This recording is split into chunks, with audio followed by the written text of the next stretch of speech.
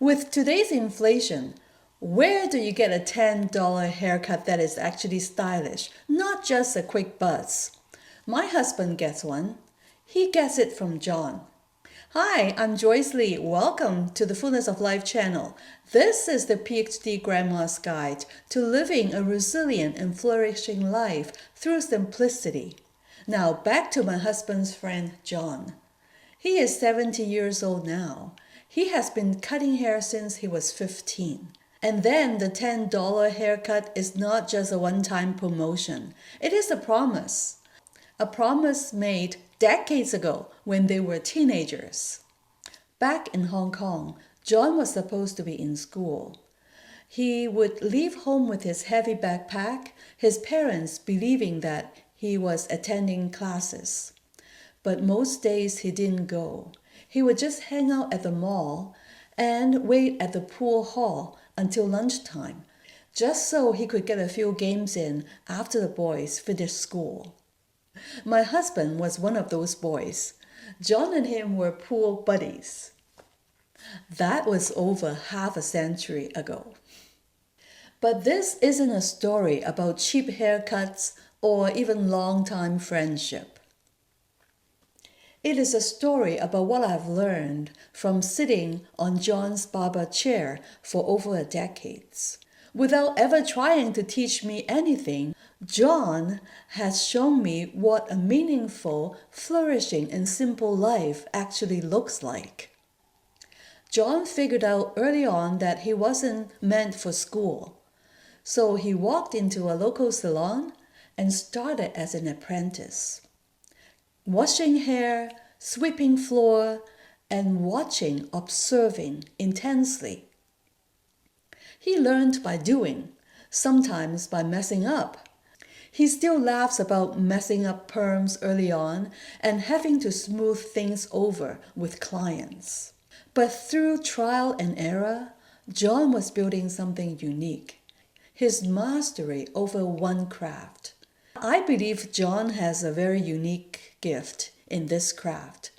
He was quick to be promoted as an independent stylist after 2 years of learning. So he was only 16 before he actually independently give people haircut and style hair and do perms. Today, John has every reason to stop working because he already received Canada pension money and he has this income every month that is fully sufficient for his modest lifestyle. Every time when I ask him, John, when are you going to retire? He just smiled and he said, well, what am I going to do with all my spare time? So he keeps going.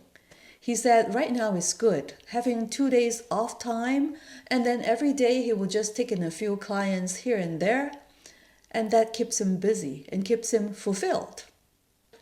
As he recounted those stories from apprenticeship to immigrating to Canada with nothing but his scissors, now I realized something.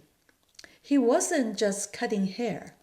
He's been quietly offering a masterclass in living a flourishing life through simplicity. Let me share with you something about this not-so-rich barber. We often chase meaning through grand plans or complex strategies, more money, more clients, more status, more stuff. But what if the blueprint for a flourishing life is not through addition, but rather through subtraction? What if it is found by deepening one single skill, nurturing a community, and honoring the quiet dignity of enough? I didn't find this blueprint in a book. It is from the barber's chair. In society's standard, John is not so rich. But by the metrics of what actually matters, contentment, purpose, connection, creative expression, John is quietly wealthy. His life dismantled several myths. Myth number 1, you must consistently scale up. John never wanted a 10-chair salon. He consciously chose the headache-free path of a solo craftsman.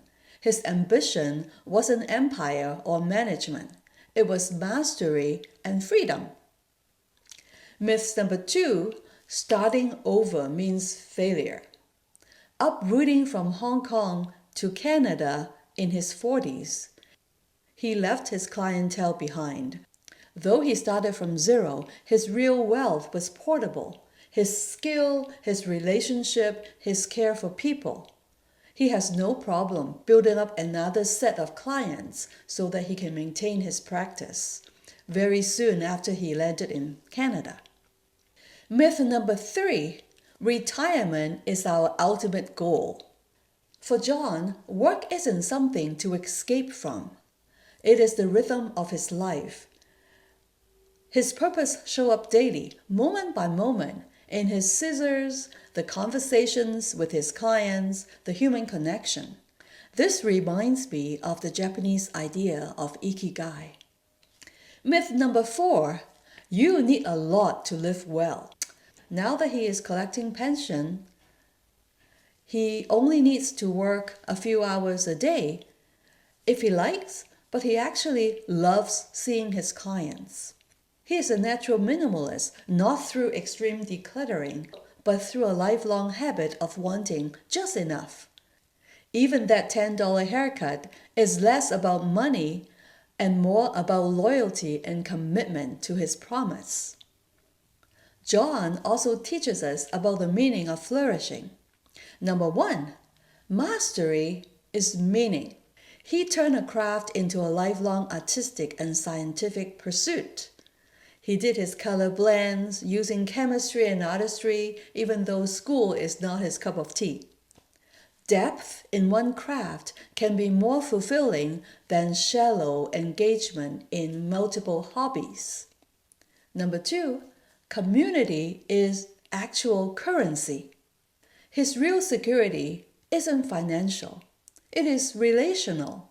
He invested in people, and it paid a lifetime dividend of trust, loyalty, and care. And one time I was there having my hair cut, and John had a phone call. And one of his clients called him to offer his help because John's car was needing a battery replacement. And the clients of his was so good that he was at a Canadian Tire store, and he was ready to pick up a spare battery for John and just asking him the model of his car. So this is the kind of person he is. All his clients become his friends. Number 3, enough is superpower. By defining what is enough for himself, John avoided the traps of stress, debt, and overworked. Instead, he gained freedom. This radical clarity freed him to focus on what he truly loved. The craft of hairdressing, the conversations, the quiet satisfaction of a job well done.